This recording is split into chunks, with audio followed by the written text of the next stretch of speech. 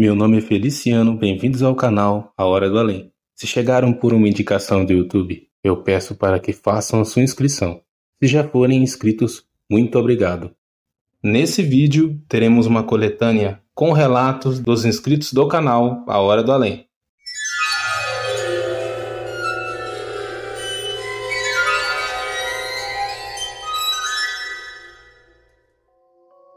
Oi Feliciano, o meu nome é Ingrid, eu tenho 39 anos. Gostaria de compartilhar um fato que aconteceu na cidade onde eu moro, em Indaiatuba, interior de São Paulo. Eu presenciei esse fato na minha infância, quando eu tinha entre 9 e 10 anos. Na rua da casa onde nós morávamos na época, havia um senhor que algumas pessoas tinham medo, outras pessoas respeitavam. O apelido desse senhor era Benê, Zóio de Gato. Benedito era o seu nome, mas todos o chamavam de Benê, Zóio de Gato. Mas todos falavam que ele era um feiticeiro. Quando eu digo feiticeiro, realmente, algumas pessoas presenciavam coisas que aconteciam na casa desse senhor. Era comum você ver esse senhor recebendo visitas, e principalmente eram visitas de pessoas que estavam enfermas. Ele era o famoso rezador. Geralmente os rezadores recebem as pessoas e fazem orações, onde moram ou onde frequentam. Já o Benê Zóio de Gato não. Ele orava para as pessoas em qualquer lugar que estivesse. Por muitas vezes eu mesmo vi ele orando para uma senhora do outro lado da calçada de onde era nossa casa. Eu não tinha medo do Benê. Ele me cumprimentava e sempre quando passava por mim, perguntava do meu pai. O meu pai, ao qual eu vou chamar aqui de João, era marceneiro e ele havia feito vários móveis para o Benê. Ele dizia que o Benê Zóio de Gato era um homem que as pessoas não compreendiam. Ele ajudava muito e não cobrava nada. Muitas vezes você só levava uma vela e ele ajudava a pessoa. Uma coisa que chamava a atenção do Benê Zóio de Gato, nessa época, ele passava na rua acompanhado do seu amigo. Era um cachorrinho que se chamava Preto. Você ouviu o Benê Zóio de Gato gritando: "Preto, volta para casa. Preto, vem deitar", e coisas assim. Ele falava alto e era um senhor que chamava a atenção. Por muitas vezes de manhã, aos sábados, eu ouvi o Benê Zóio de Gato gritando com o Preto na rua. O Preto também era um cachorrinho que vivia pelas casas. Ele entrava em um quintal aberto, passava pelos portões, bem esperto. Só que nessa época, começaram a sumir muitos animais lá no nosso bairro. Eram encontrados gatos e cachorros envenenados. Eu cheguei a encontrar 2 gatos envenenados na rua. Isso é uma coisa que não sai da minha mente. O meu pai sempre perguntava para o Benê se ele não tinha medo de deixar o Preto na rua. E ele dizia que não, que o Preto saberia o que era veneno ou o que não era. Eu me recordo que em um domingo de manhã, eu vi o Pretinho passando na rua. Só que ele estava diferente. Ele estava andando meio tonto, cambaleando. Fui até a cozinha e chamei a minha mãe, que foi até o quintal e também ficou olhando. Quando nós chamamos o Preto, ele apenas continuou até que chegou na frente da casa do Benê Zóio de Gato. O Pretinho caiu. Eu abri o portão e saí correndo desesperada. Chamei o Benê na sua casa e ele saiu. Quando esse homem saiu, eu nunca havia visto aquele homem triste. Era sempre um senhor alegre e extrovertido. O Benê Zóio de Gato mudou totalmente o seu semblante e começou a chorar. Ele chorava copiosamente, colocou as suas mãos sobre o seu cãozinho e disse: "Ele foi envenenado." O meu pai também foi na rua e tentou acalmar o Benê. O Benê olhou para o meu pai e disse: "João, quem fez isso com o meu cãozinho vai pagar. Você vai saber ainda que essa pessoa vai pagar." O Benê Zóio de Gato pegou o seu cãozinho no colo, fechou o portão da sua casa e ficou lá dentro. Depois o meu pai disse que ele contou que enterrou seu cachorro no quintal. E esse homem, a partir de então, ficou um homem triste, cabisbaixo. O Preto era o único companheiro do Benê Zóio de Gato. Ele havia tido outros cães, mas o Preto é aquele cachorro que você tem, que você sente uma ligação. Dava tristeza de ver aquele homem. e ele mal fazia atendimentos na sua casa. Quando as pessoas chegavam pedindo para que ele fizesse oração, uns dias ele fazia e outros ele dizia que voltassem depois de alguns dias. Se notava que o Benê parou até de dormir. Por muitas vezes o meu pai saía para trabalhar de madrugada e o Benê já estava sentado na frente da sua casa. Ele cumprimentava o meu pai e conversava um pouco, dizendo que não estava dormindo, que aquilo estava angustiando e deixando a vida dele muito triste, que ele teria que dar uma lição em quem matou o seu cachorro. Se passaram uns 2 meses e o Benê quase não saía de casa. Até que em uma noite aconteceu uma coisa surreal. Todos em casa já estávamos dormindo. Já se passava das 11 horas da noite quando ouvimos uma gritaria na rua da nossa casa. O meu pai saiu e disse que nós deveríamos ficar dentro de casa.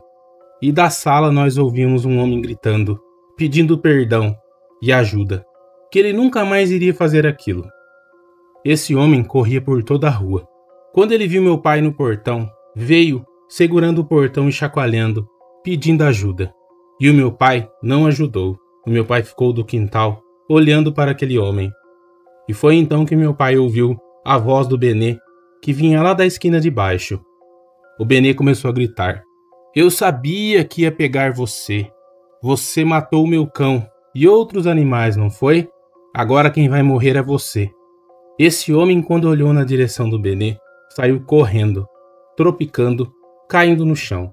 Para resumir a história, realmente o Benê encontrou a pessoa que havia matado seu cachorro. Era um homem de uns 40 anos que havia se mudado recentemente para o bairro. Ninguém havia percebido, mas a partir do dia que esse homem começou a morar no bairro, que os animais começaram a aparecer mortos. O Benê foi para sua casa. Quando passou na frente da nossa casa, disse para o meu pai: "João, eu não disse que eu iria dar uma lição em quem matou o meu cão? Está aí a prova." E entrou para sua casa. Depois dessa noite que esse homem correu na rua, nunca mais ele foi visto. No outro dia de manhã, o meu pai foi até a casa do Benê e ele contou tudo o que aconteceu. Como eu disse, o Benê era uma pessoa que fazia muita oração para ajudar as pessoas. Ele havia aprendido muita coisa sobre o sobrenatural. Ele ficou armando e matutando como ele iria pegar esse homem. Até que nessa noite, por volta de umas 7 horas, ele viu que um homem estava andando na rua. Esse homem estava agindo de uma forma suspeita. Ele estava andando com uma sacola na mão e quando viu um cão que estava na rua, começou a chamar o cachorro, que saiu assustado. Ele então continuou andando como se estivesse procurando algo. E o Benê pôs esse homem à prova. O homem continuou andando na rua, foi até a esquina. Ele ouviu um barulho de um cachorro que estava rolando no meio do mato. E ele começou a falar alto: "Hoje que eu vou matar mais um desses malditos cachorros que não me deixam dormir durante o dia." Esse homem foi se embrenhando no mato, até que ele começou a ouvir um choro de cachorro. Ele foi andando e olhando atrás da vegetação. Só que de repente surgiu um homem com os olhos vermelhos que rosnava e babava, olhando na direção desse homem. Esse homem caiu no chão e começou a gritar desesperado. O homem que saiu do meio do mato começou a correr de 4 patas atrás desse homem, que se levantou e saiu correndo na rua. Ele pedia perdão, dizendo que não faria mais nada a algum animal. E esse homem que corria de 4 patas começou a dizer: "Eu tinha certeza que eu iria pegar você, seu maldito. Você matou meu cachorro. Eu nunca vou perdoar o que você fez. E a partir de hoje, você sempre será perseguido por mim e por eles." Foi aí que esse homem subiu a rua gritando, chamou no portão de casa e sumiu. Nunca mais esse homem foi visto. Nem a mudança dele eles voltaram para recolher. A casa foi vendida com todos os objetos daquele homem. Era o Benê Zóio de Gato, que estava correndo de 4 patas na rua. Alguns vizinhos disseram mesmo ver um homem correndo como se fosse um animal. A partir daquele dia, o Benê Zóio de Gato se despediu pouco a pouco das pessoas da rua e da minha família. O Benê Zóio de Gato Teve uma última conversa com o meu pai e depois uma despedida. Ele não disse para qual lugar ele iria se mudar, mas revelou muita coisa da sua vida para o meu pai. Algumas coisas o meu pai revelou para mim e para os meus irmãos conforme o tempo foi passando. Eu não vou detalhar aqui e nem julgar. Eu sei que ele era um homem que ajudou muitas pessoas. E se ele fez algo errado no passado, quem sou eu para colocar isso em uma balança? Mas o que eu sei dizer foi que eu ouvi aqueles gritos daquele homem que estava matando os animais, sumiu no mundão e nunca mais foi visto. Se o Benês Olho de Gato foi possuído, eu não sei dizer. Mas alguns vizinhos que viram o Benês Olho de Gato correndo como se fosse um animal, diziam que realmente os olhos dele brilhavam como se fosse um animal noturno. Obrigado, Feliciano, pela oportunidade de compartilhar esse relato aqui no seu canal. Eu ouvi um relato de um benzedor que morava na Bahia e eu resolvi enviar esse e-mail para você contando a história do Benês Olho de Gato. Eu trago a lembrança daquele homem sorridente e tranquilo, e também a lembrança do Preto, que era um animal que não fez nada a ninguém, nem ele e nem os outros animais que foram mortos por aquele homem. O que me disseram depois foi que aquele homem trabalhava à noite e não conseguia dormir de dia devido aos barulhos dos animais, mas nada justifica tirar a vida de um animal inocente. Eu amo animais, assim como muitas pessoas. Se você não gosta, respeite, mas fazer uma judiação tremenda com um animal não tem justificativa. Desejo muita paz a você, Feliciano, e todos os amigos aqui do canal. Tenham todos uma boa noite.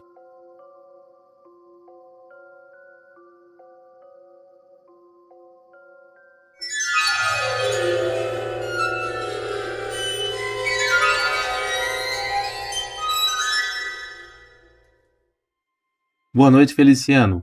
Eu tenho 45 anos e gostaria de compartilhar um fato que aconteceu comigo quando eu tinha entre 19 e 20 anos. Eu nasci em Matão, interior de São Paulo. Fui criado em um orfanato por alguns anos. Quando eu tinha 7 anos eu fui adotado por uma família que morava na cidade de Hortolândia, também no interior de São Paulo. Esse casal, ao qual eu vou chamar aqui de Maria e de Antenor, tenho que dizer que eles fizeram tudo o que podiam e até o que não podiam para me ajudar. Mas quando eu tinha 12 anos, eu acabei fazendo amizade com quem não devia e acabei me viciando em entorpecentes. Eu chegava em casa, quebrava tudo que podia.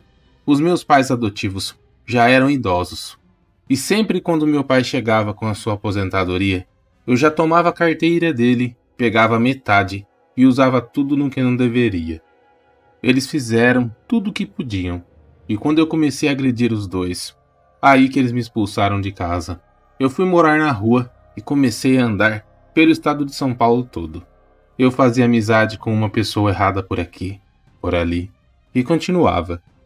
Cheguei a ponto até de ser preso 2 vezes. Nessas 2 vezes que eu fui preso, foi por agressão. O tempo se passou e eu tinha entre 19 e 20 anos quando tudo aconteceu. Nessa época, eu arrumei um bico. Eu ajudava, como flanelinha, nas proximidades do cemitério do Araçá. Eu ficava cuidando de alguns carros, trabalhando para um homem que me pagava um valor no fim do dia. E naquela mesma noite, eu consumia todo aquele dinheiro. De manhã já não tinha dinheiro nenhum. Eu não percebia, mas eu era uma pessoa perturbada, que além do entorpecente, eu também tinha algo sobrenatural que estava me acompanhando. Por algumas vezes quando eu passava próximo a uma senhora, que era conhecida por ser vidente, ela vendia imagens religiosas nas proximidades. Quando ela me via, ela dizia: "Tem um homem acompanhando você. Quando você usa, ele fica feliz. Quando acaba o efeito e você passa por aqui, eu vejo o olhar dele. Se livre desse homem, entregue a sua vida à espiritualidade." Eu ria dessa mulher, dizendo que não acreditava em nada dessas besteiras. Em pouco tempo eu também acabei virando alcoólatra. Além de consumir tudo que consumia, o álcool também era outra passagem que me tirava desse mundo por algum tempo. eu ficava cuidando de alguns carros. Em uma dessas vezes, eu me encontrei com um senhor que estava carregando algumas garrafas de bebida na mão. Eu o vi através da sacola e chamei. Quando esse senhor olhou na minha direção, ele ficou assustado e paralisado. Eu pedi para ele que ele me desse uma daquelas garrafas, pois eu estava com sede. Ele disse que aquilo não pertencia a mim, que aquilo tinha dono e que não me daria nada. Eu segurei aquele homem pelo braço e quando ia agredir, um policial militar deu um grito e eu saí correndo. Era um policial que estava fazendo ronda na região. Eu me escondi em um beco e fiquei quieto. Eu acabei pegando no sono e quando eu acordei, já estava escurecendo. Eu me levantei com um ódio tremendo, com uma vontade gigantesca de beber. A minha boca estava seca e eu precisava consumir álcool com urgência. E andando pelas ruas, eu vi aquelas pessoas que também estavam ali. Pessoas que estavam na mesma situação que eu. Mas ninguém tinha nenhum gole de bebida para me dar. Eu estava sem um centavo no meu bolso. Eu fui caminhando, chegando nas proximidades do cemitério do Araçá, em um local que era costume que as pessoas fizessem trabalhos espirituais. Você passava ao longe e via velas, oferendas de todos os tipos. Quando eu olhei em uma certa direção, eu vi aquele homem que eu havia visto antes, aquele das bebidas. Ele estava montando uma oferenda. Demorou uns 10 minutos, ele organizou tudo, fez os rituais dele, entrou dentro de um carro e saiu. Eu dei uma gargalhada tremenda dizendo, é agora que eu vou beber uma bebida de qualidade. Fui devagar, caminhando até a direção aonde aquele homem havia deixado aquela oferenda. Eram bebidas aos quais eu não vou dizer aqui, e que eu não tinha dinheiro para comprar na época. Peguei a primeira garrafa e fiquei analisando. Peguei outra garrafa. Eu fiquei ali olhando aquele rótulo bonito. Abri aquela garrafa e quando eu fui dar o primeiro gole, eu ouvi uma voz grossa que disse, não! Eu olhei para trás e vi que não havia ninguém. Apenas aquelas velas que estavam iluminando a rua escura próxima ao cemitério do Araçá. Eram somente aquelas oferendas. E novamente levantei a garrafa e fui dar um gole e ouvi dessa vez, próximo ao meu ouvido, não! Mas foi um não em uma voz tão grossa que eu me arrepiei todo. Eu fiquei parado pensando que já estava alucinando, que era a dependência do álcool que estava me fazendo ouvir aquelas coisas. Peguei a garrafa e continuei caminhando quando eu ouvi, próximo de mim, devolve! E essa voz estava mais grossa e me demonstrou uma certa raiva. Eu olhei novamente para os lados pensando que aquele homem havia voltado. Aquele das bebidas. Não vi ninguém. Eu havia pegado apenas aquela garrafa e deixado as outras para trás. Quando eu estava virando a rua, era uma esquina. Eu já sairia em um local mais iluminado. Eu vi que havia um homem do outro lado da rua, em outra esquina. Só que esse homem começou a correr na minha direção, de uma forma que eu me arrepio só de lembrar. Eu via que ele não tinha os pés. Ele corria, fazia todo o gesto de quem estava correndo na minha direção. Ele estava todo de branco, com um chapéu na cabeça que cobriu seu rosto. Quando aquele homem se aproximou de mim, eu fiquei paralisado. Ele então veio, fez menção de pegar o meu colarinho e me levantar. Só que quando ele pegou o meu colarinho e me levantou, não fui eu que ele levantou. Eu vi uma coisa surpreendente que me deixa até hoje muito assustado e em pavor. Quando ele pegou e segurou o colarinho da minha camisa, ele puxou um homem. Ele levantou esse homem com uma das suas mãos e arremessou no meio da rua. E eu ali paralisado, sem entender nada. Esse homem que ele arremessou no meio da rua começou a se contorcer. Era apenas uma forma negra, mas era a forma de um homem que estava se contorcendo naquela rua. Eu ali só conseguia mexer os meus olhos e olhar na direção de tudo aquilo. E aquele homem que estava se contorcendo no chão desapareceu como se fosse uma fumaça negra e um cheiro horrível ficou pairando no ar.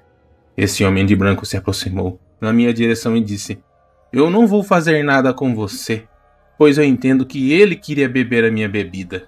Ele já foi punido. Não faça de novo, pois a punição será com você. e saiu rápido, voltando para a direção da esquina, e desapareceu. Eu vi aquele lindo terno branco que dava um destaque na escuridão. Eu fiquei ali por alguns momentos e comecei a chorar. Eu não sabia o que fazia e comecei a caminhar, perdido pelas ruas. E foi então que já de manhã eu encontrei com essa mulher que sempre me falava que eu deveria procurar a espiritualidade. Ela se aproximou de mim e disse: "Meu filho, você foi liberto, você não está mais acompanhado." Essa mulher foi muito simpática comigo. Me arrumou um copo de café e um pedaço de pão e começou a contar que ela sempre via um homem que me acompanhava. Era um encosto que estava me acompanhando.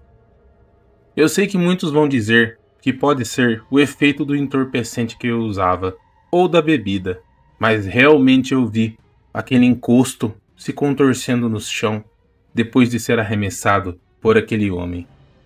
Ela então me disse que aquele homem de branco era uma entidade ao qual foi oferecida aquela oferenda. Eu acabei mexendo no que não devia, pegando a bebida ofertada a uma entidade. Nada ruim aconteceu comigo, apenas aquele encosto sofreu as consequências. Eu sei que muitos vão dizer que não acreditam nessas coisas, mas eu realmente fui acompanhado por um encosto, quando eu mexi em algo que não me pertencia. E essa entidade não fez nada comigo, apenas me ajudou a me libertar, pois a partir daquele momento eu mudei de vida. Muita coisa rolou, eu acabei conseguindo me livrar dos meus vícios e encontrando a espiritualidade. Hoje eu sou espírita, sigo a doutrina há vários anos. Eu me arrependo de tudo que fiz, das agressões, tudo que fiz com os meus pais adotivos. Depois de um tempo eu voltei a morar com os meus pais, até que eles faleceram. Nós tivemos excelentes anos antes do desencarne dos meus pais. Eles também conheceram a espiritualidade antes de falecerem. Conheci a minha esposa e tenho a minha família, com 2 filhos. Muitas vezes, espíritos que estão ali se alimentando da sua energia. Eu morei e vivi em muitos lugares assustadores, que se eu passasse hoje em dia, eu corria de medo. Fica também uma lição que devemos respeitar a espiritualidade. Muitas vezes as pessoas veem trabalhos na rua e pensam em chutar, quebrar. Não façam isso. Se vocês não acreditam, pelo menos respeitem. Quanto àquela entidade, eu não ouvi mais. Eu já passei por outros encontros espirituais, quando iniciei minha vida na espiritualidade. Eu agradeço, Feliciano, a oportunidade de poder compartilhar o meu relato aqui no canal. Eu ouvi vários relatos parecidos e resolvi enviar para o seu canal. Espero que os inscritos entendam tudo que eu pude passar. Muitas coisas eu omiti, muitos detalhes e pessoas. Foi bom somente envolver o que aconteceu comigo. Alguns podem julgar, outros não, mas eu entendo que a espiritualidade age na nossa vida. Às vezes, apenas nós não estamos percebendo. Abraços, Feliciano, e todos os membros, inscritos e amigos aqui do canal. Boa noite.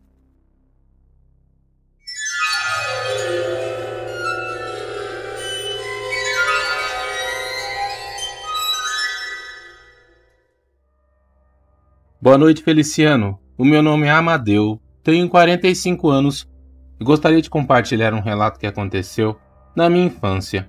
Eu tinha entre 9 e 10 anos quando tudo aconteceu. Eu moro em São Vicente, litoral de São Paulo. Nessa época, o meu pai tinha uma empresa. Sua empresa prestava serviço de jardinagem para todo o litoral paulista. Tudo que você pensava que fosse relacionado à jardinagem. A minha irmã Zuleika, nessa época, trabalhava com o meu pai. Hoje o meu pai, Celso, já é falecido. Tudo aconteceu em um meio de semana. Eu estava de férias na escola e ficava em casa com a minha irmã Zuleika ou com minha mãe Maria. O meu pai foi chamado pela administração para ir até o cemitério municipal de São Vicente. Ele iria prestar um serviço de jardinagem. Como eu estava muito inquieto em casa, fazendo muito barulho, a minha mãe sempre teve enxaqueca. Então eu acompanhei o meu pai, junto com minha irmã Zuleika. Chegamos bem cedinho no cemitério. Entramos naquele cemitério antigo, com túmulos e lápides. Eu achava aquele local enorme, Cada passo que eu dava, eu via uma coisa diferente e comentava. Minha irmã Zuleika pegava na minha mão e dizia: "Pare com isso, Amadeu. Respeite os mortos, menino." E eu ria e brincava. Enquanto meu pai foi conversar com um administrador do cemitério, eu e a Zuleika continuamos andando pelo cemitério. Até que uma coisa chamou a atenção. Estava acontecendo um velório militar. Era uma cerimônia de um militar que estava sendo sepultado. Eu achei aquilo muito bonito, e aqueles sons da marcha fúnebre. A Zuleika também achou aquele som bonito, e ficamos olhando de longe. Enquanto a Zuleika se distraiu, eu aproveitei e saí correndo pelo cemitério. Eu pulava, de rua por rua, passava entre os túmulos, até que eu comecei a subir sobre os túmulos. Eu corria, dava risada, e a Zuleika lá parada sem perceber nada. E eu ouvi o barulho daqueles túmulos que quase caíam e se desfaziam quando eu passava por cima deles. Até que eu dei um pulo muito forte e caí, sentindo uma dor na minha perna esquerda. Eu comecei a mancar e tive uma vontade de chorar. Foi quando eu ouvi: "Bem feito." Eu olhei para trás, para os lados e não vi ninguém. Pensei até que era o meu pai que havia falado isso. Então continuei meio que mancando dentro do cemitério. Quando passou um pouco aquela dor, eu continuei subindo sobre os túmulos. E foi aí que eu ouvi: "Sai daí." Eu olhei para trás, novamente, e não vi ninguém. Continuei só que andando sem pular sobre os túmulos. Desci em uma rua e fui caminhando, dando a volta, pois eu já estava ficando muito longe do local que a minha irmã Zuleika estava. Só que eu vi um túmulo que me chamou a atenção. Era um túmulo todo pintado, colorido, e eu tive a brilhante ideia de subir sobre aquele túmulo. Eu pisei sobre aquele túmulo, e assim que eu coloquei o primeiro pé, eu senti. Foi como se do nada surgisse uma agulha na minha cabeça. Eu fiquei ali com a mão na cabeça, cobrindo os meus olhos, e ouvi: "Sai daqui." Só que dessa vez eu ouvi essa voz muito grossa, e foi como se alguém estivesse falando próximo de onde eu estava. Eu abri os olhos lentamente e vi que não havia ninguém. Pulei novamente e continuei correndo. Foi quando eu tropecei e caí no chão. Eu fiquei ali chorando, e quando eu olhei, os meus joelhos estavam ralados. Eu me levantei e continuei caminhando, e cheguei próximo daquele funeral. O caixão já não estava mais sobre a terra, já havia sido sepultado. Só que eu me assustei quando eu vi que minha irmã Zuleika não estava mais ali. E não demorou muito tempo para eu ouvir os gritos da Zuleika e do meu pai, que vieram correndo na minha direção. O meu pai olhou os meus joelhos e perguntou o que aconteceu, e eu disse que não havia acontecido nada, que eu havia tropeçado.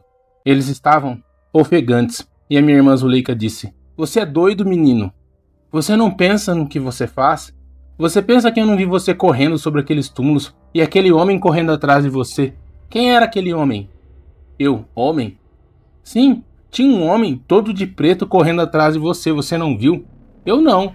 Eu vi quando você caiu no chão e aquele homem ficou próximo de você. Eu já estava te procurando e encontrei com o pai no meio do cemitério. E nós começamos a gritar, pedindo para que você parasse, você não nos ouvia.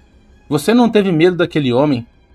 O meu pai disse: "Sim, eu também vi. Era um homem todo de preto com uma roupa toda social." Me deu uma crise de choro tremenda. Eu chorei tudo que eu havia pensado que iria chorar quando eu machuquei os meus joelhos. Meu pai teve até que me acalmar e buscar um pouco de água com açúcar. Eu chorei tanto que as últimas pessoas que estavam naquele funeral militar se aproximaram e perguntaram o que aconteceu. O meu pai e a minha irmã disseram que viram um homem me perseguindo dentro do cemitério, mas eu não vi ninguém, apenas ouvi aquela voz. Muitas pessoas me disseram que o meu pai e a minha irmã tentaram me dar uma lição pregando uma peça, mas o meu pai e minha irmã Zuleika não eram mentirosos. E a partir daí, começaram a acontecer coisas sobrenaturais na minha vida. Eu nunca havia visto vultos, nem ouvido barulhos, mas a partir desse dia, a minha vida mudou, pois eu comecei a ver vultos, ter pesadelos. Tudo mudou quando eu comecei a acompanhar a minha avó paterna até um centro espírita. Lá eu conheci a doutrina espírita, ao qual eu sigo até os dias de hoje, junto com minha família. Às vezes, as crianças vão no cemitério e brincam, não entendem. Muitas pessoas dizem: e os ladrões que violam túmulos, pessoas que furtam do cemitério. Cada um tem o seu preço, mas eu fui perseguido por algo sobrenatural. Eu não sei dizer se era o guardião do cemitério ou alguma alma de um daqueles túmulos que estava me perseguindo, mas que eu ouvi aquela voz grossa do meu lado, eu ouvi. E até no final da sua vida, o meu pai sempre contava essa história, junto com minha irmã Zuleika. E se você perguntar para ela, até hoje ela afirma que viu aquele homem correndo atrás de mim. Obrigado, Feliciano. Obrigado, amigos do canal. Boa noite.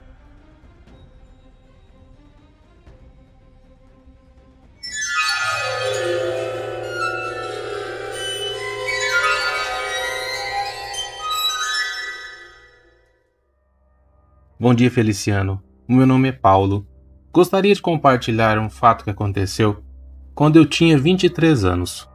Eu moro em Mojimirim, interior de São Paulo. Eu comecei a namorar novo, com 13 anos. Eu namorava uma das minhas vizinhas, ao qual eu chamarei aqui de Edna. Eu e a Edna começamos o nosso relacionamento. Ela era 3 anos mais velha que eu, e muitas pessoas diziam que não iria dar certo, principalmente o pai dela, que só nos deixou namorar com medo que nós namorássemos escondido. O pai da Edna, Sebastião, era muito amigo do meu pai, o Cícero. Os dois jogavam bola juntos e trabalhavam na mesma empresa. E foi assim que aos poucos o meu pai foi o convencendo que eu era um bom garoto. O tempo foi se passando e a diferença de idade prejudicava um pouco. Ela se formou no ginásio e eu ainda continuava estudando. Em uma certa fase eu tentei até sair da escola para ficar mais próximo da Edna. Os meus pais ficaram muito bravos e disseram que eu não precisava sair da escola, que eu tinha que me formar para encontrar um bom emprego. Nós morávamos em Mojimirim há cerca de 5 anos.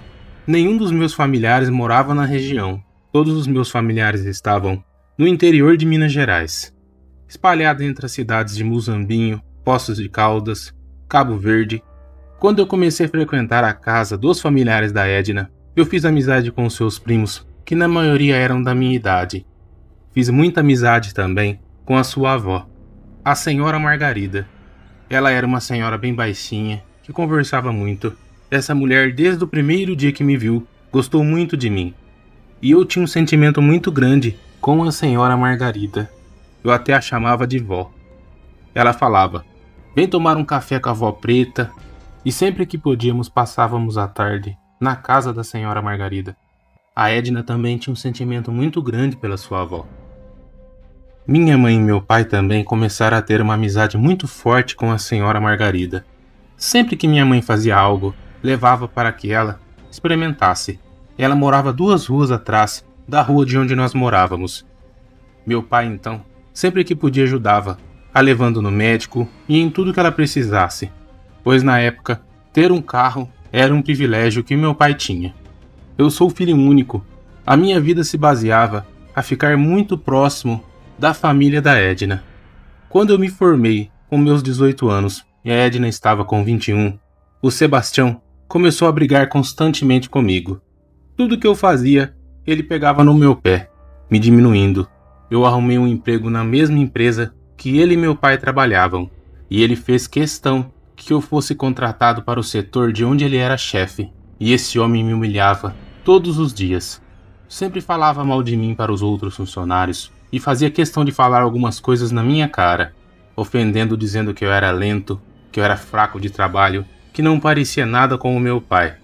Eu guardei aquilo por muito tempo, e as coisas começaram a ficar difíceis. Ele fazia o máximo possível para fazer com que a Edna brigasse comigo. Ele chegou até a dizer que eu estava levantando asinhas para as meninas no trabalho, e era uma enorme mentira, pois eu sempre respeitei a Edna. A Edna sempre foi um pouco ciumenta, e bastava o pai dela falar algo do tipo, e ela já ficava sem falar comigo por 3 ou 4 dias. Se passou mais um tempo, cerca de 1 ano, e eu continuei frequentando a casa da senhora Margarida.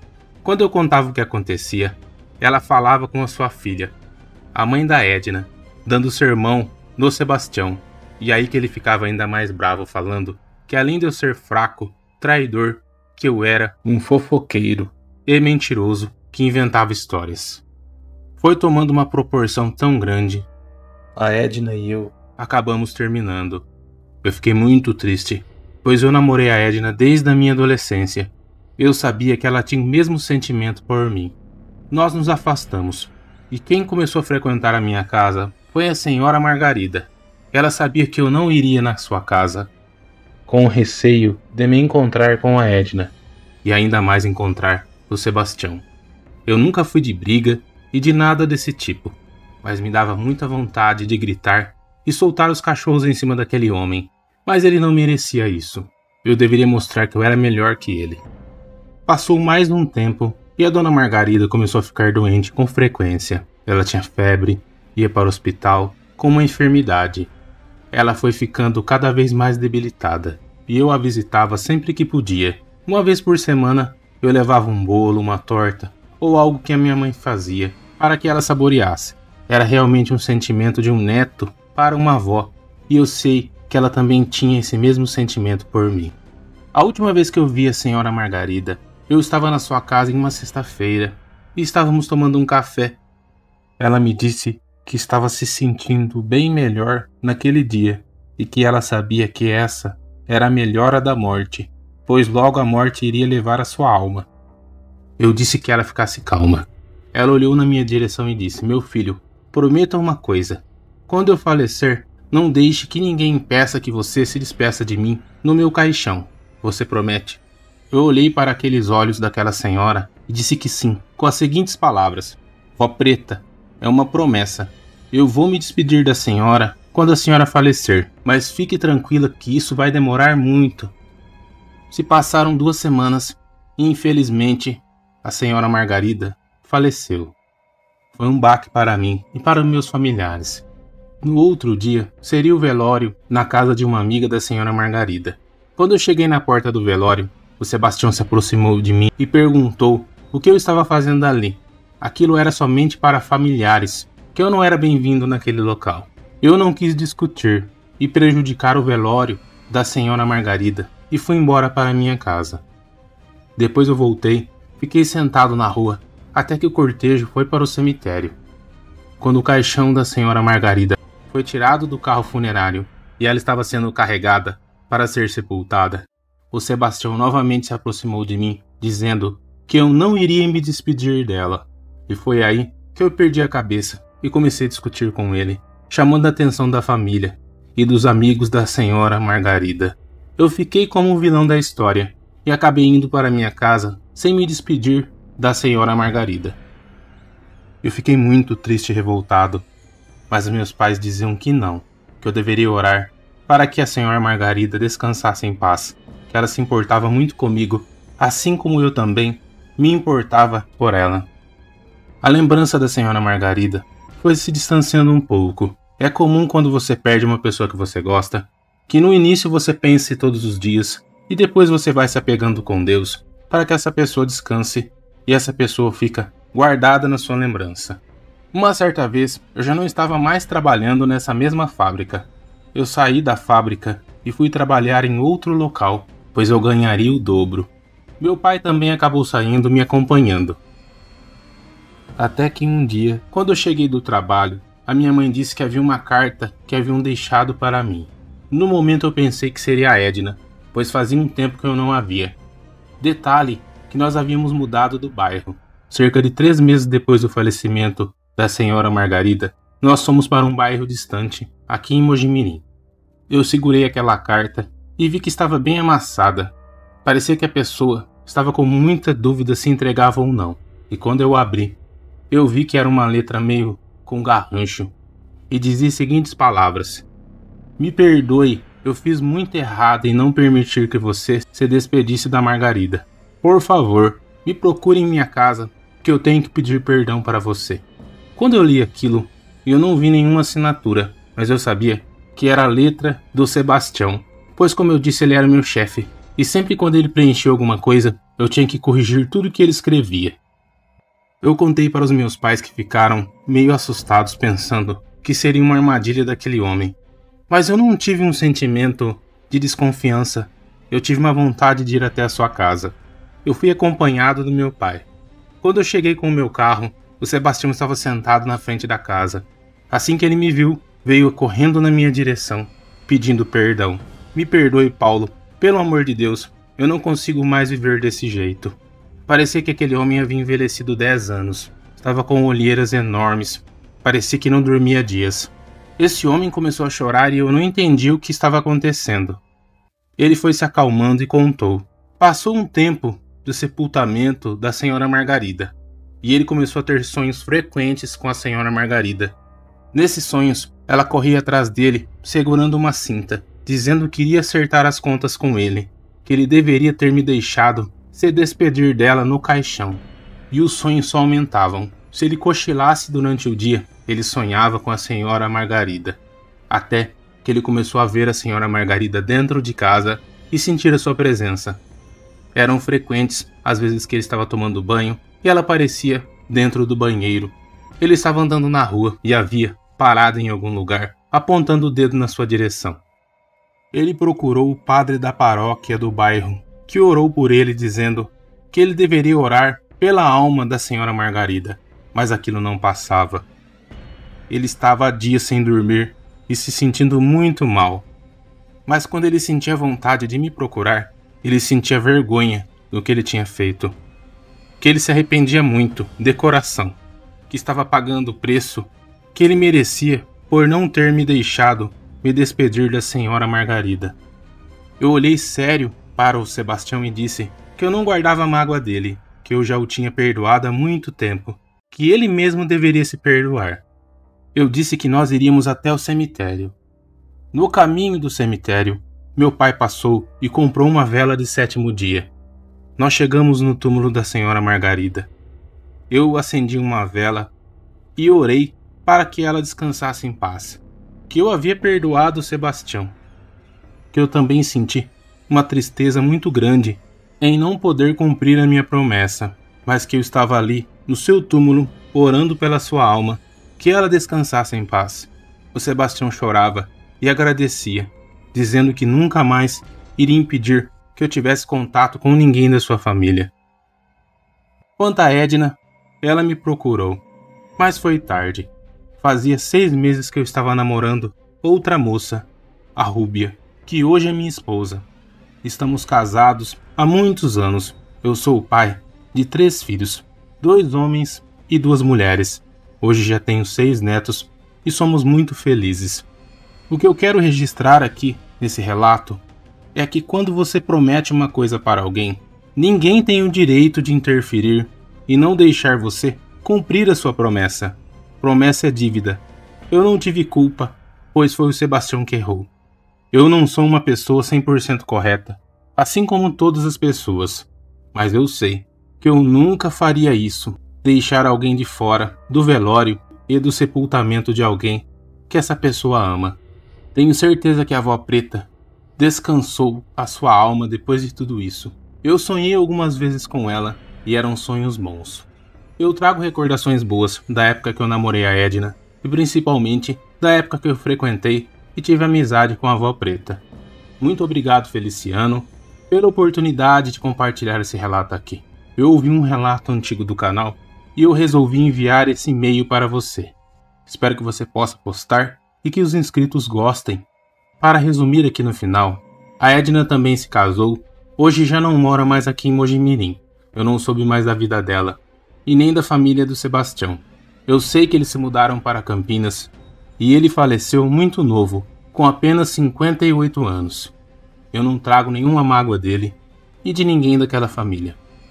Bom dia a todos, e um forte abraço.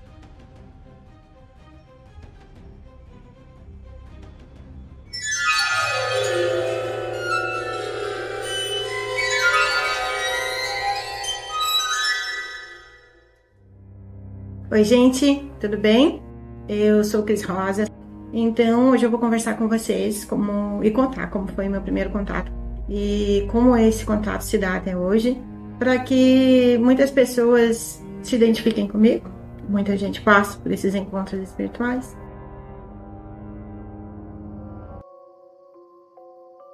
Em uma certa vez, quando eu era criança, eu deveria ter entre 9 e 10 anos. Na rua da casa onde nós morávamos, em São Paulo, havia uma criança. Era um garotinho.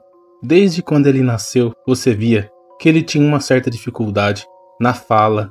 O corpo dele não foi totalmente formado. Os pais desse menino cuidaram dele até quando ele tinha 5 anos e ele acabou falecendo. Ele era uma criança que ficava no quintal. Por várias vezes, quando eu passava com os meus irmãos e olhava para dentro do quintal, eu via aquele menino ali, agachado, quieto, que nos olhava de longe. A rua toda se organizou para ajudar a família. Era uma família necessitada. O pai e a mãe trabalhavam, e quem cuidava desse menino durante o dia era sua avó materna, que era muito apegada com aquele menino. Ela sofreu muito. Não digo que ela sofreu mais que os pais, mas ela criou aquele menino desde alguns meses de vida. Essa senhora ficou desolada e teve até que ser internada no hospital. Acabou perdendo o velório do seu netinho. Foi muito triste organizar tudo aquilo. Cada família da rua ajudou em que podia, pois naquela vila em que nós morávamos, a maioria das pessoas eram pessoas que não tinham muitas condições. Esse menino acabou sendo velado em uma casa de uma vizinha. Foi organizado um velório simbólico, foram acesas algumas velas e o caixão branco desse menino sobre uma mesa. Quando eu me aproximei do caixão, eu fiquei toda arrepiada. A minha mãe pegou em meu ombro e disse: "Fique quieta e respeite essa criança." E eu continuei ali por alguns minutos até que a minha mãe terminou a sua oração e saímos do local. Eu fui de carona com o meu tio, que também quis ajudar no velório do garoto. Ele foi sepultado em um dos cemitérios da capital. Eu não vou revelar o nome do cemitério aqui. Eu não sei se pode te prejudicar, Feliciano, ou prejudicar o vídeo. Então eu deixarei em off o nome do cemitério. Era um cemitério enorme. E o túmulo que esse garoto seria sepultado foi oferecido por um morador da rua. Era um senhor idoso, de uns 70 anos.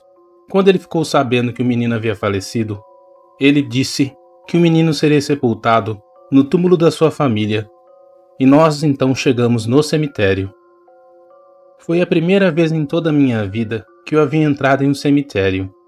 E foi aí que eu percebi realmente a minha mediunidade. Já na entrada eu percebi que eu senti um arrepio que percorreu todo o meu corpo. Quando eu entrei e vi os primeiros túmulos, quando eu olhei para os lados, eu via várias pessoas com roupas diferentes e aquelas pessoas me olhavam. Algumas pessoas riam, outras estavam ali tristes. Haviam crianças, adultos, idosos, todos os tipos de pessoas. Eu cheguei a ver até pessoas que estavam segurando uma garrafa de bebida na mão e eu podia sentir o cheiro.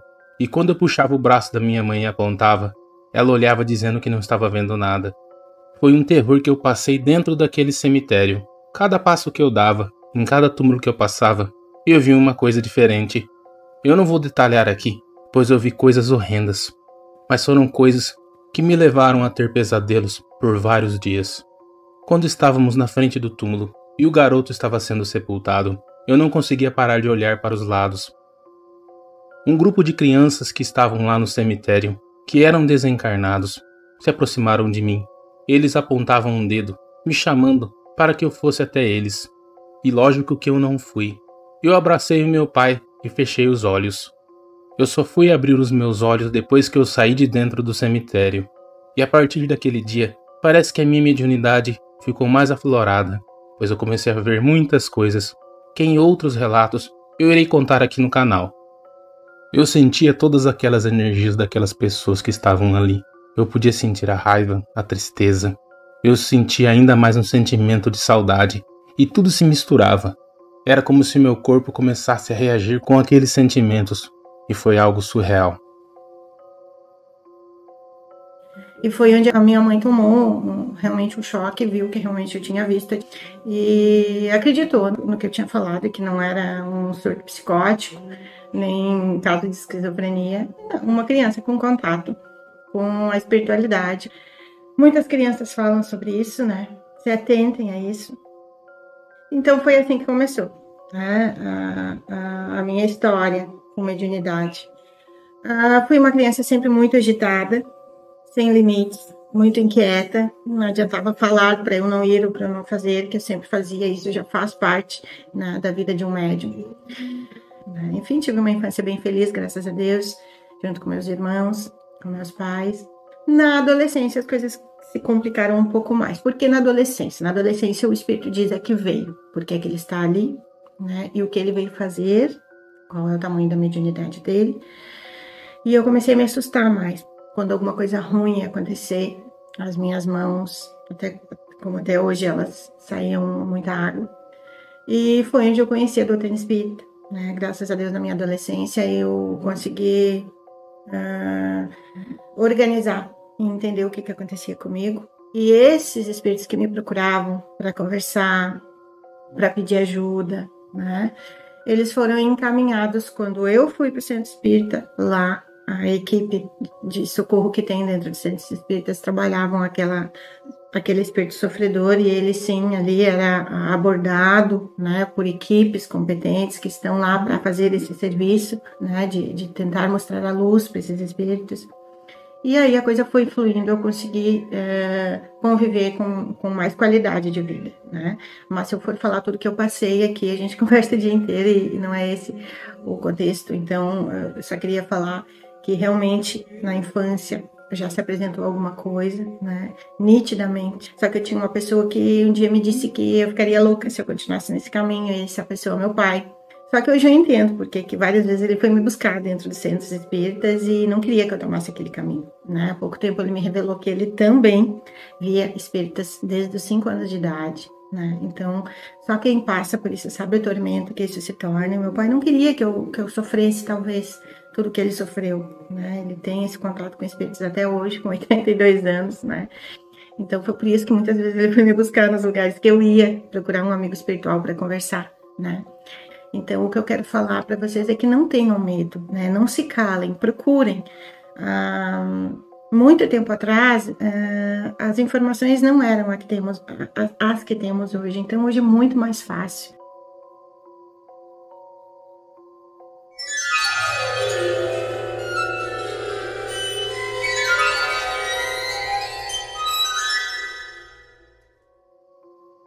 Boa noite, Feliciano. O meu nome é Elis Regina.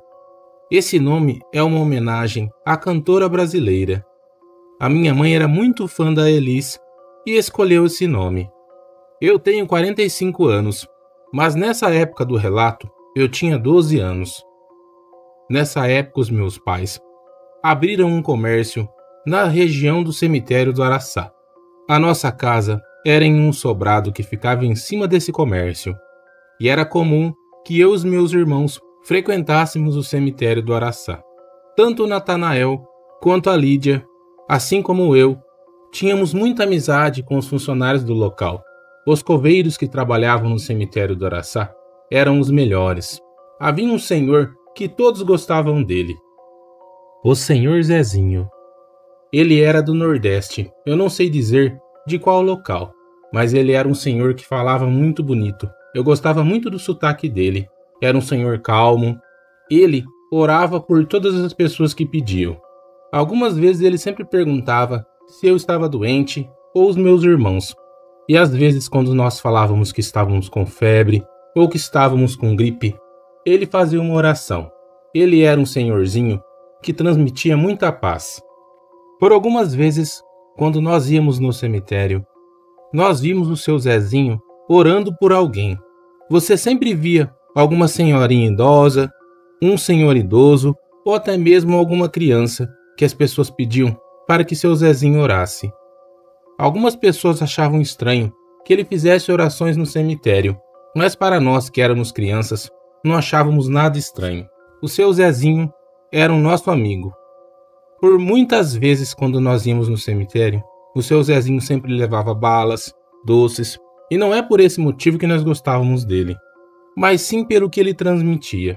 Umas vezes, até quando eu discuti com minha mãe, o seu Zezinho me deu uns conselhos que fizeram eu pedir perdão para minha mãe e acertar as coisas.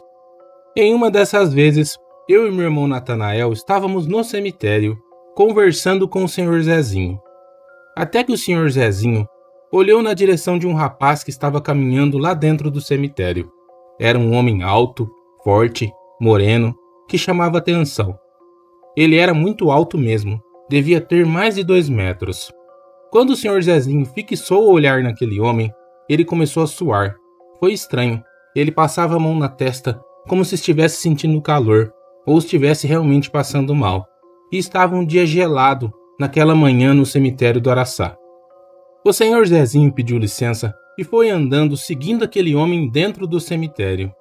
Ele viu que aquele homem se abaixou na frente de um túmulo e começou a fazer uma oração. O Sr. Zezinho se aproximou e começou a falar com o rapaz. E eu fiquei curiosa e fiquei um pouco distante, tentando ouvir a conversa. Ele perguntou para o rapaz: "Faz muito tempo que você está vindo aqui no cemitério?" E o rapaz não respondia nada. O Sr. Zezinho continuou: "Há quanto tempo você vem visitar o túmulo dessa menina?" Esse rapaz levantou a cabeça e olhou na direção do Sr. Zezinho e disse: "O senhor deveria tomar conta da sua própria vida. Deixe que da minha vida cuido eu." Ele se levantou e quando estava caminhando, o Sr. Zezinho disse: "Cuidado com a menina. Eu não sei o que você fez para ela, mas ela está nos seus ombros." O rapaz, que estava com um olhar até de desprezo para o Sr. Zezinho, arregalou os olhos, ficou bem estranho e saiu acelerando os passos. O Sr. Zezinho foi acompanhando aquele rapaz e eu também fui acompanhando ao longe. Foi quando eu vi que aquele rapaz, quando foi sair pelo portão do cemitério do Araçá, caiu no chão. Foi como se ele tivesse batido em algo que não estava ali e se levantou com muita dificuldade e tentou correr, batendo de novo em alguma coisa e caindo. Aquele homem começou a chorar. O Sr. Zezinho se aproximou dele e disse: "Eu não disse que ela está nas suas costas?" Aquele homem começou a gritar, chorar e pedir perdão, dizendo que estava arrependido. O Sr. Zezinho levantou aquele homem e pediu para que ele aguardasse. Depois de um tempo, o Sr. Zezinho veio e lhe deu um copo de água. E aquele rapaz contou que ele tinha uma irmã mais nova de 10 anos, quando ele tinha 15 anos. E esse rapaz fez uma promessa quando ela estava doente, que se ela falecesse, ele iria visitá-la em seu túmulo uma vez por ano. Ela faleceu pouco tempo depois. Ele fez isso durante algum tempo, mas como começou a trabalhar e saiu da capital, não voltou mais para visitar o túmulo da sua irmã. E ele disse que quando o Sr. Zezinho disse da menina, ele se assustou, pois no túmulo não havia nenhuma foto, apenas o nome da menina, e não tinha data de nascimento e nem de falecimento. O Sr. Zezinho olhou na direção dele e disse: "Ela sempre fica sentada no túmulo, e quando você chegou, ela se aproximou de você. Quando você se abaixou, ela subiu nos seus ombros." O Sr. Zezinho falando aquilo fez com que aquele homem chorasse ainda mais, e que eu também ficasse muito assustada e começasse a chorar. Eu não entendia o que ele estava dizendo, mas eu senti um medo tremendo e fiquei toda arrepiada. O Sr. Zezinho chamou aquele rapaz e fez com que ele voltasse até o túmulo, fizesse uma oração e prometesse que ele voltaria quando pudesse, e que o ano que ele não pudesse voltar, ele iria fazer uma oração para a alma da sua irmã. Aquele rapaz saiu caminhando devagar do cemitério e foi embora. O Sr. Zezinho se aproximou de mim. Ele me disse que eu não deveria ficar com medo, pois era comum que ele encontrasse um espírito ou outro dentro do cemitério, que aquela menina irmã daquele rapaz sempre ficava sentada no túmulo, mas nunca falou nada com ele. Ele só achou estranho que aquele rapaz, quando passou por ele, tinha uma energia muito pesada, por isso ele o seguiu até o túmulo. Que o rapaz havia feito uma promessa para sua irmã em vida, e o espírito da menina estava aguardando para que aquela promessa fosse cumprida. Provavelmente ela já estava ali há muito tempo esperando seu irmão. Eu admirava o Sr. Zezinho pelo carinho que ele tinha conosco e por tudo que ele fazia pelas pessoas. Eu fiquei com muito medo depois de tudo aquilo e tive alguns pesadelos, e fui diminuindo a frequência com que eu ia no cemitério. O Sr. Zezinho, então, ia sempre no comércio dos meus pais. Meus pais tinham um comércio alimentício, e principalmente aos finais de semana, o Sr. Zezinho sempre buscava uma marmita. O tempo foi se passando e eu não ia mais no cemitério. Só vi o Sr. Zezinho quando ele realmente ia no comércio, até que fiquei sabendo que o Sr. Zezinho se aposentou e voltou para sua terra natal. Eu nunca mais soube dizer o que aconteceu com aquele senhor. Hoje eu sinto uma tristeza muito grande de diminuir a frequência com que eu ia no cemitério. Os meus irmãos também, quando eu contei o que aconteceu, deixaram de visitar o Sr. Zezinho. E os meus pais diziam que nós não deveríamos fazer aquilo, que ele não era uma má pessoa. Mas eu não entendia, tinha medo e não sabia o que era espiritualidade. Eu só oro a Deus para que o Sr. Zezinho tenha tido um ótimo final de vida e tenho certeza que ele deve ter ajudado muitas pessoas. E admito que foi até um preconceito que eu tive com aquele senhor. Ele foi um bom amigo, mas que eu deixei partir. Se eu pudesse voltar no tempo, eu tinha passado muito mais tempo com ele e perguntado sobre a espiritualidade. Pois anos depois, já casada, eu sofri uma perseguição sobrenatural terrível, ao qual eu já enviei aqui para o canal e que Feliciano contou. E se na minha infância eu tivesse um entendimento e trabalhado a minha mediunidade, talvez eu não tivesse passado por tudo isso. Mas agora o tempo não volta. E eu deixo aqui esse relato para vocês, pois muitas vezes pessoas que fazem orações, rezadores, benzedores e essas pessoas que tentam ajudar ao próximo, muitas vezes são médiuns que também veem espíritos. Não tenha preconceito de pessoas assim. Tentem entender e se ela te ajudou, agradeça muito a Deus.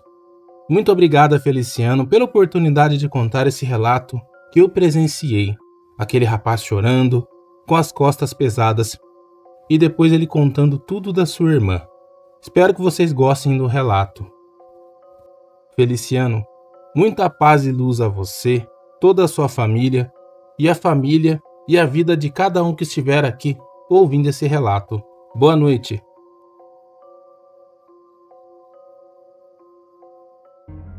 Muito obrigado aos inscritos que compartilharam seus relatos nesse vídeo. Se vocês também quiserem compartilhar seus relatos, pessoal, eu vou deixar na descrição do vídeo o link do WhatsApp do canal. Por esse link vocês poderão falar diretamente comigo e enviar os seus relatos. Eu gostaria de agradecer a cada um de vocês que sempre está acompanhando o canal, deixando o like, compartilhando e comentando. Você também que chegou hoje aqui no canal, seja bem-vindo. Espero que goste do conteúdo. Que Deus abençoe a cada um de vocês, suas famílias e seus amigos. Muito obrigado. Até o próximo vídeo.